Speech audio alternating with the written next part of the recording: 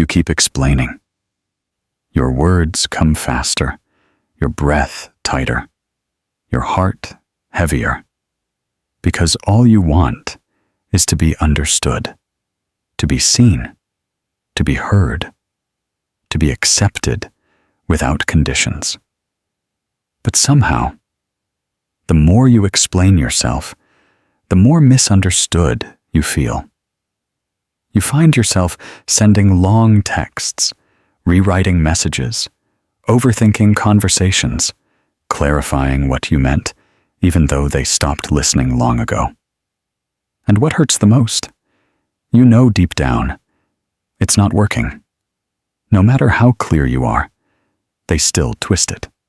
They still leave. They still judge. So why do you keep trying? Carl Jung believed that the moment you abandon your authentic self to gain acceptance, you've already lost something far more valuable than approval. You've lost your center. The need to explain yourself isn't always about communication. It's about fear. Fear of being misunderstood. Fear of being abandoned. Fear of being seen as wrong, difficult, or not enough. But what Jung understood, better than anyone, was this. The more disconnected you are from your true self, the more you will beg others to validate a version of you that doesn't even feel real. You explain yourself, not because they don't get you, but because you don't feel rooted in your truth yet. And that's the trap. You water yourself down, you over-explain your tone, your past, your heart, your boundaries, all for people who never cared to understand you in the first place. But what if the ones who need all that convincing are simply not meant to stay? What if the right people don't need the full essay? What if the real you is already enough? Jung said, "The privilege of a lifetime is to become who you truly are. Not who they want, not who they tolerate, not who you become just to be accepted in rooms you're not supposed to be in." And here's the truth you've been avoiding. When you explain yourself to the wrong people, you become invisible to the right ones. Because the real ones, they feel you. They see you in silence. They don't demand constant justification for your boundaries, your sensitivity, your truth. They don't make you explain your trauma just to earn their empathy. They don't punish your distance or misunderstand your quiet. They don't take your no as rejection. They take you as you are, without the performance. But that can't happen until you stop performing, until you stop auditioning for love, until you stop negotiating your identity, until you stop shrinking to fit someone else's comfort zone. It doesn't mean you go cold. It doesn't mean you become arrogant. It means you become clear. Clear on what you need. Clear on what you stand for. Clear on the truth that real connection doesn't require explanation. It requires presence. Jung believed that when you finally stop explaining yourself, you start attracting people who resonate with your energy, not your explanation. And energy doesn't lie. You'll notice it. The ones who always questioned you fade away. The ones who drained you fall silent. And in that silence, something strange happens. You feel lighter. You feel clearer. You feel free. Because for the first time in your life, you're no longer performing for belonging. You're finally belonging to yourself. You weren't born needing to explain yourself. That came later, after the world made you feel like your truth was too much, or not enough. Somewhere along the line, someone taught you that your silence meant you were cold, that your emotions made you dramatic, that your boundaries made you selfish. So what did you do? You adapted. You started explaining yourself in every conversation. You overclarified your tone. You apologized for your needs. You softened your edges until they barely existed. And the worst part? They still didn't stay. This is what Carl Jung would call identity splitting. To survive, you created a persona, a mask of acceptability. You wore it so well that even you started believing it. You became the agreeable one, the flexible one, the emotionally easy one, because that version of you got approval. That version got applause. That version kept the peace. But deep inside, you felt disconnected, exhausted, fractured, because the part of you that didn't get to speak, the part of you that didn't fit the mask, never disappeared. It became the shadow. And Jung warned us, the most terrifying thing is to accept oneself completely. Not because it's dangerous, but because it threatens everything you've been doing to be accepted by others. That's what's really behind the constant need to explain yourself. You're afraid of being abandoned for telling the truth. You're afraid of being judged if someone misunderstands your intention. You're afraid that if you don't make it make sense for them, they'll leave. But here's what Jung would tell you. If they leave because you stopped performing, they were never there for the real you. The people who require constant justification don't want your truth. They want your compliance. And the part of you that keeps explaining yourself? That's not your voice. That's your survival instinct. You learned early that being accepted meant being agreeable. That connection meant bending.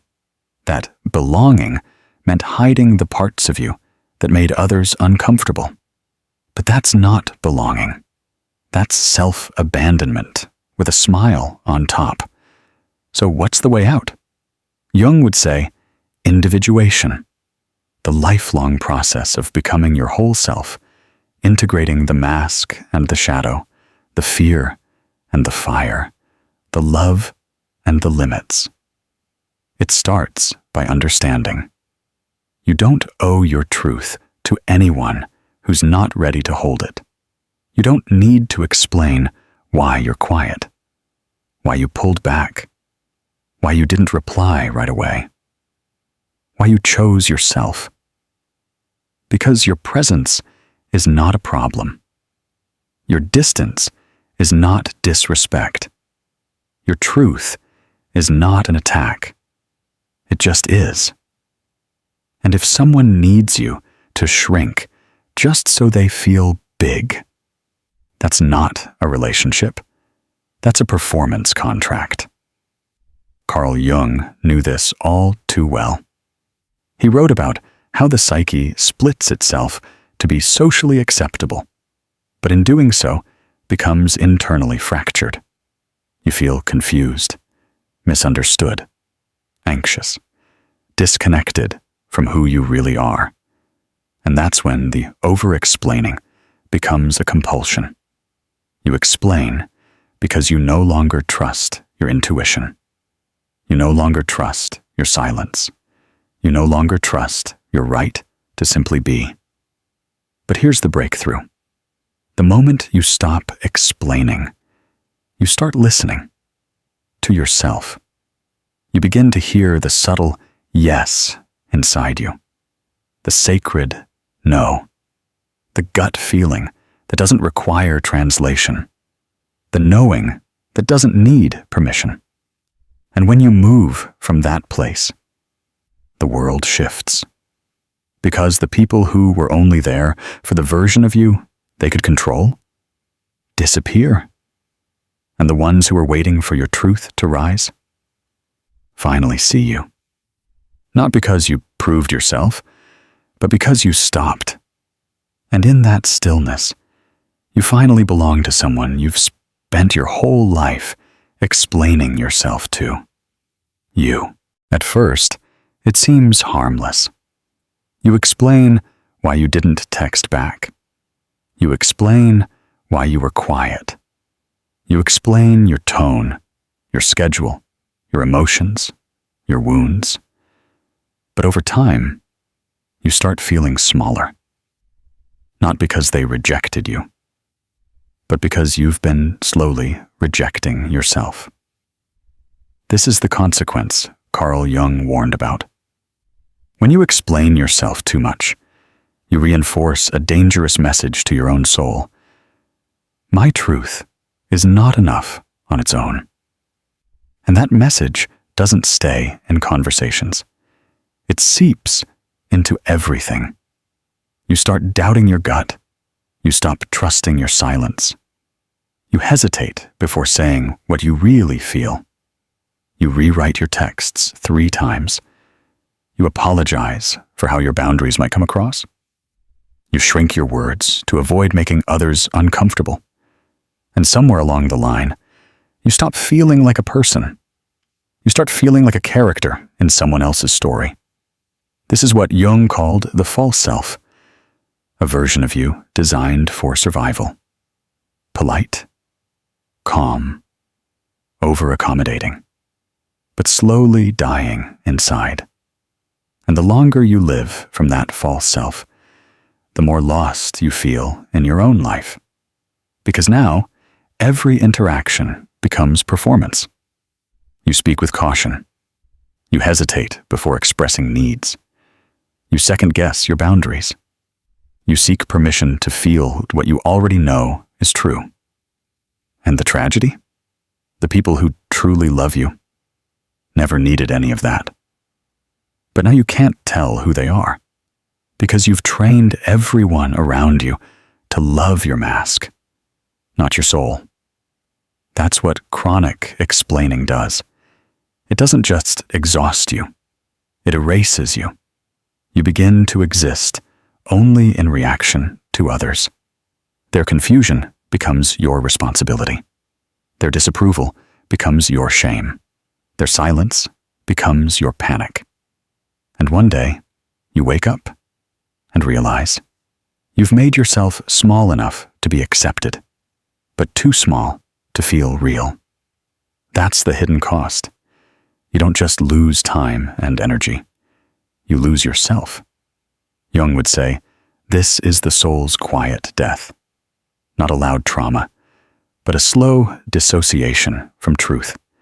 The consequences show up everywhere. In relationships where you feel resentful, but can't express it. In friendships where you give and never feel met. In jobs where you're overperforming just to be seen as worthy. In nights where you lie awake wondering, why do I always feel misunderstood? It's not because the world is too blind. It's because you've blurred your own reflection, trying to make everyone else comfortable. You keep explaining, hoping someone will finally say, it's okay, I get you. But even if they do, you won't believe it. Because your nervous system is wired for rejection. Your identity is rooted in proving, not being. That's the burnout Jung was talking about. When your psyche is overextended, constantly negotiating for acceptance, while your true self waits in silence. So what happens if you don't stop? You break. Not all at once, but slowly. Your voice gets quieter. Your eyes stop glowing. Your energy feels distant, even in a room full of people. You start withdrawing, not because you don't want connection, but because you've given too much of yourself away, trying to keep it. And that's when loneliness sets in. Not the kind where no one's around, the kind where everyone is around, but no one knows who you really are. Jung would say, this is when the shadow begins to rule. Because now, the part of you that feels invisible becomes resentful. You lash out, or you shut down. You start feeling bitter. You wonder why no one cares. You fantasize about disappearing. But it's not the world that abandoned you. It's you. You abandoned the version of you that didn't explain, didn't perform, didn't shrink. And now, that version is buried beneath layers of emotional negotiation. But here's the truth. You can come back to yourself. You can stop explaining. And when you do, the right people won't need a reason to stay. They'll just stay, because finally, you stayed too. So how do you stop? How do you stop explaining yourself? When all your life has taught you to beg for permission to simply exist? Carl Jung didn't believe in forcing silence. He believed in integration. Because the need to explain isn't a flaw.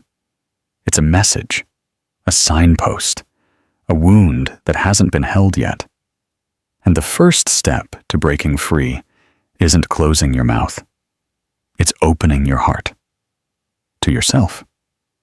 Sit with the version of you that's always trying to make things right.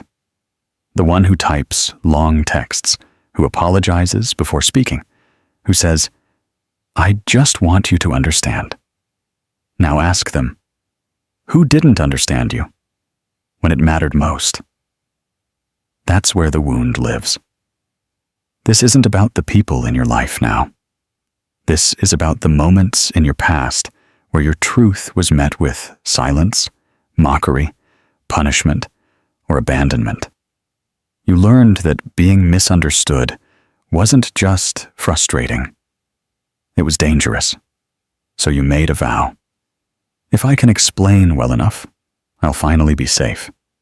But Jung would say, safety isn't found in how much you explain. It's found in how deeply you trust your truth. And truth doesn't beg. Truth stands. Not loudly, not violently, just clearly. It says, "This is how I feel. This is what I need. This is my boundary. This is what I know to be true for me." And it says nothing more, because real power isn't found in persuasion. It's found in presence. So how do you practice that? Start small. Say no without justifying. Set a boundary without explaining. Express how you feel without softening the edges for their comfort. Let silence sit.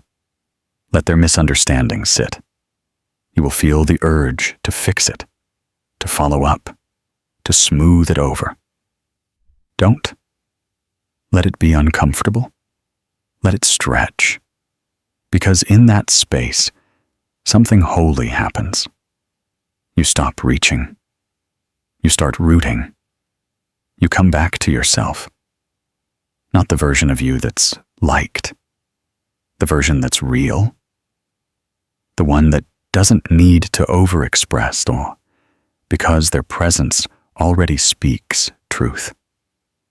And when you stand in that truth long enough, the room changes. The wrong people drift away. They don't like the boundaries. They don't feel special anymore. They don't like that you've stopped performing. Let them go. Let every conversation you used to over-explain in become a sacred space where your silence speaks louder than your sentences ever could. Because the right people, they won't ask you to shrink. They won't demand a performance. They won't need you to translate your soul into something easier to digest. They'll meet you where you are, because they've met themselves too. And those people, they stay. Not because you convinced them, but because you finally stopped convincing yourself you had to earn love through explanation. This is the peace Jung wrote about. The peace that comes not from being understood by others, but from no longer needing to be. So if you're still explaining yourself to people who don't listen, if you're still shrinking to be liked, still overthinking your every word, you're not broken. You're just ready to return to your voice, to your truth, to the version of you that never needed a script, just space.